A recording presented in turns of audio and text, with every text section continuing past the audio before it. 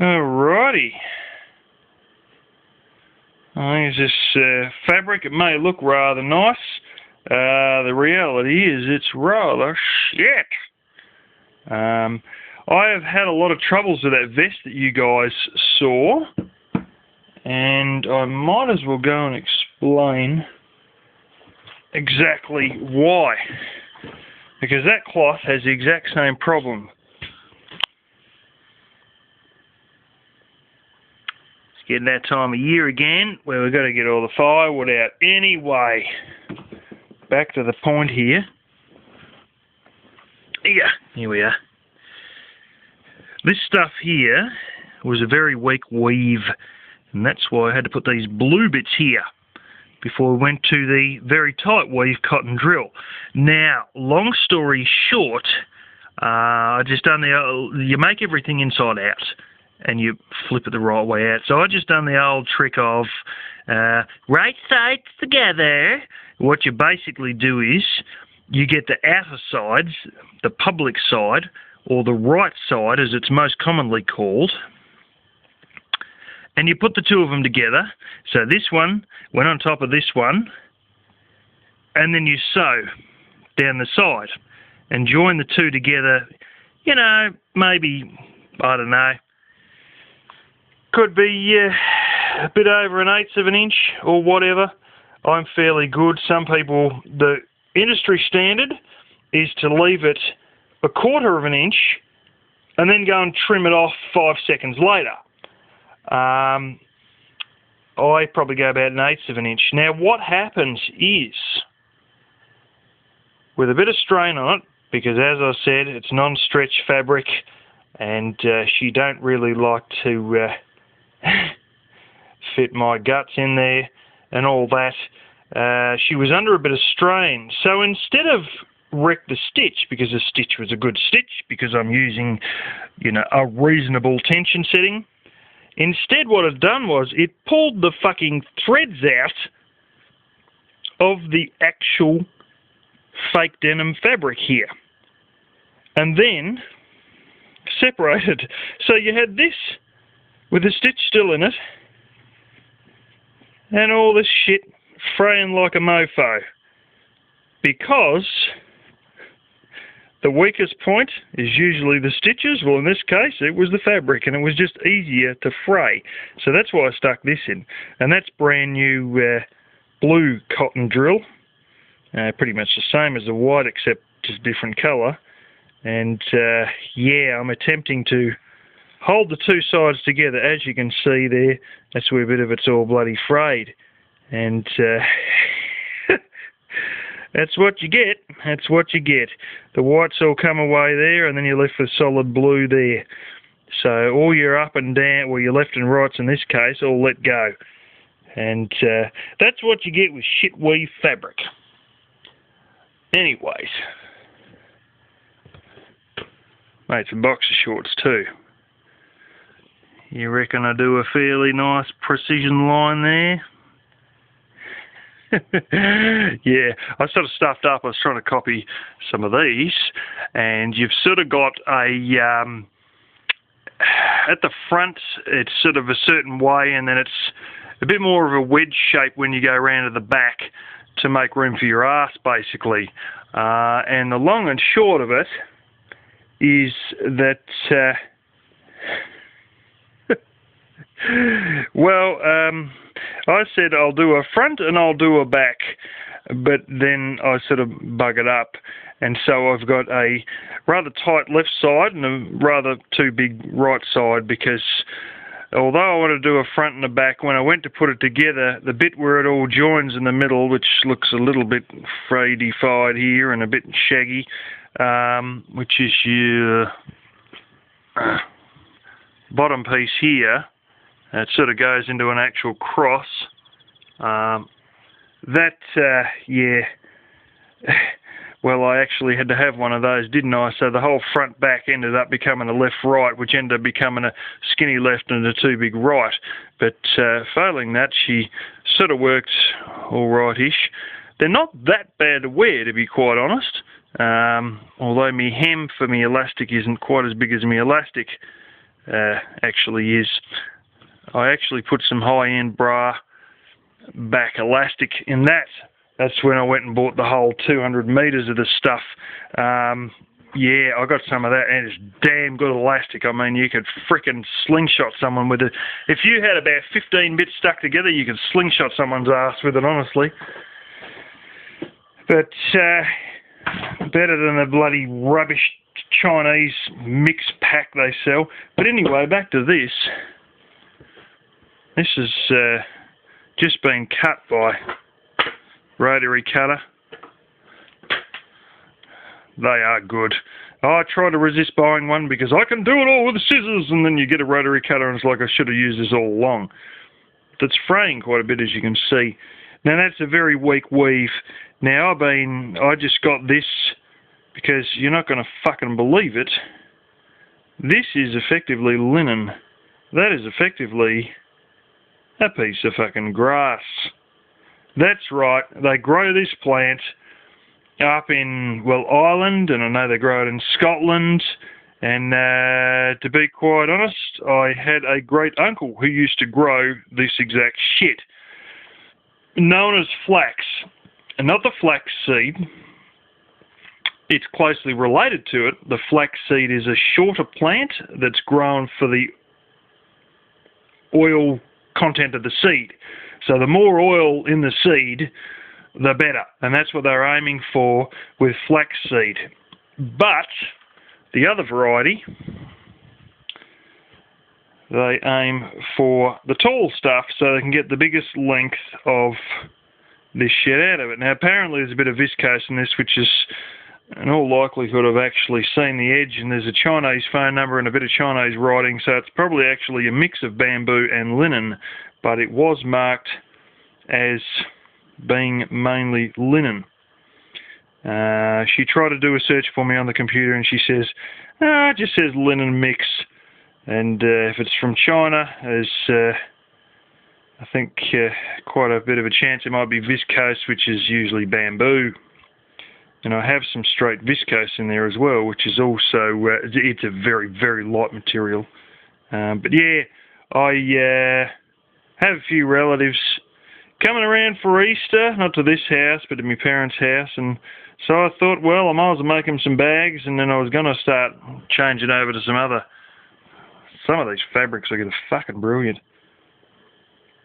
Gold flowers on like a fucking aqua background. Fucking beautiful.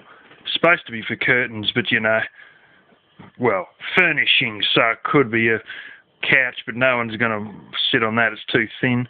And yeah, long and short of it is that it'd be great for a bag. And so with this very frayy stuff, and that's sort of what I'm doing. I'm getting rid of this by making a bunch of bags for relatives who'll be coming over. I've cut a few out, and I was going to start to cut a bit of this good stuff out, and I thought, bugger it, and I'll finish this lot off. I only bought 1 metre just to check out what it's like, and I might as well finish it off. I might use a bit of this for the handles. I have found a new place to buy fabric from that's not the one where I get my little gift cards and all this shit. But holy smoke. I got stung for $35 for 1 metre of spandex. This joint standardly sells spandex $15 a metre, pick any colour you want. And the other joint I went to, well, there wasn't as very many options, but the normal joint I go to, I'm not sure, but it's, you know, still most likely bloody $27 or something a metre. It wouldn't be much cheaper. But this joint, $15 a metre. This shit, $5 a metre.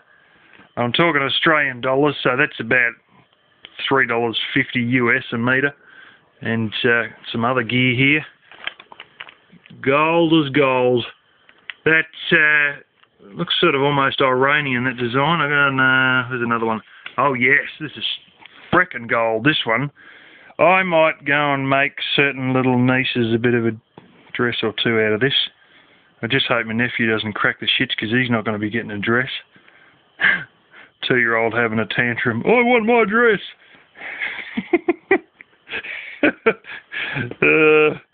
As you can see there, 2 metres, $10. But that's sort of got like it's like a black lining over it. It's almost like the black, I don't know if you can see it, it almost goes like in V's over it, but that's bloody beautiful material. I haven't actually seen the back of it yet. It can't be too bad. Yeah, not too bad. I mean, yeah, there's another thing too. Oh, they don't want to wear bloody curtains, blah, blah, blah. Yeah, but. Where are we here? Now, you know how you got, well, I might as well go and show you because I've got one sitting in there.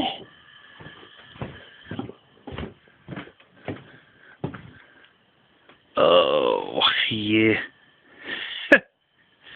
Oh, yeah, well, yeah, here's pants. I don't know where the actual suit went, but I got the suit around somewhere. There's some of your pocket linings and stuff like that. Somewhere in all this frickin' pile of shit, there should be an actual suit.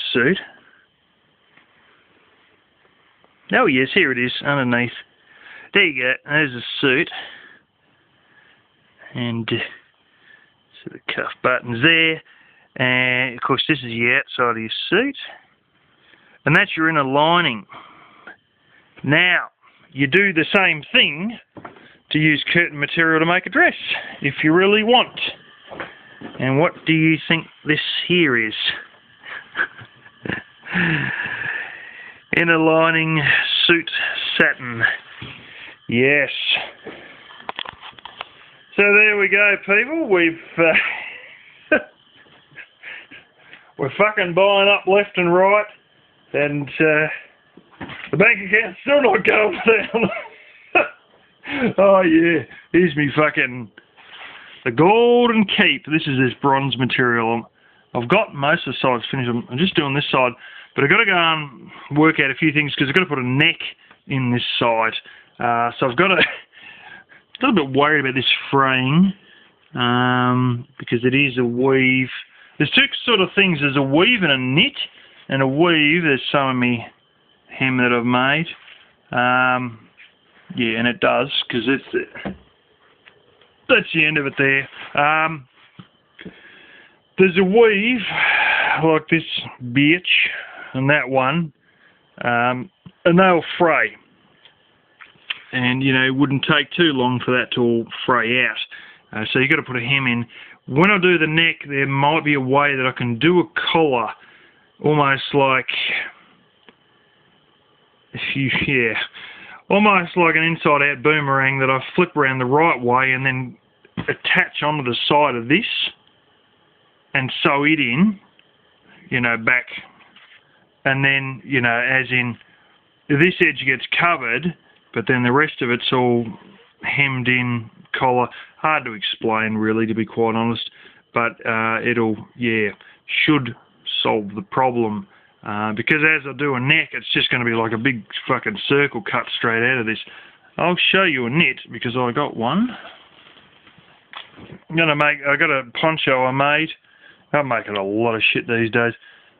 And I'm going to make another one for work out of high-vis material. Now, this isn't completely spot on high-vis, but I tell you what, it doesn't look too far wrong. And we did have some cotton drill, but it's sort of hard to tell with this potato cam. But you'll see all these little V's in the fabric. This one, of course, that's your outer side. And that's your fluffy inner side. And I thought I had the same and I was going to make some tracky dacks with this. And I got 3 meters of this shit. It's navy blue monstrosity here. Only to find it's actually fluffy both bloody sides. I couldn't believe it. Now there's your selvage edge, which is your one that's, you know, your original one that's been the edge when it's on the loom. And yet it's fluffy this side. And fluffy that side, and I was like, oh, you stupid bastard. But in this, you can see all the little V's there. You won't be able to. But they're more pronounced on some of these edges. And you actually look, and it's just like a V, followed by another V, followed by another V, another V. And that's what the threads look like. That's a knit. you don't need to get so paranoid, because you can hack this to the shit house with scissors, and what it'll actually do, it'll curl itself up. Now, you may have had a shirt or something you've cut, and instead of fraying like a bitch badly, what it does, it never ever frays, and it will actually try and roll itself up. And you may have had a shirt or something that you've cut, and it actually rolls itself around. That's because it's a knit. That's how knits react to being cut. They'll roll themselves up. That's often the way it'll go after a bit of usage and a bit of wear. I know that anyway. It might not go like that immediately. It probably won't go like that until a few wears, but I'm not really sure, but I have seen it roll up on, you know, shirts that have been cut and had a good lot of use since then. So anyway, it doesn't mean that you don't hem it, but you don't have to double fold when you hem it. You only really should just single fold and you'll be right. So yeah, that's a whole, you know, and interestingly enough, like some of these ones I showed, you know, $5 a metre, and they had other stuff there, you know, like the spandex, $15 a metre. There's other stuff there, $10 a metre, $12 a metre, $10 a metre. And you never have to worry about fraying again in your bloody life, you know. So that works out basically $7.50 US and at $8 US or something like that, maybe $9. And yeah, it'd be $9 versus $7.50 US. So anyways, that's the bits and bobs. That's what I made the poncho out of.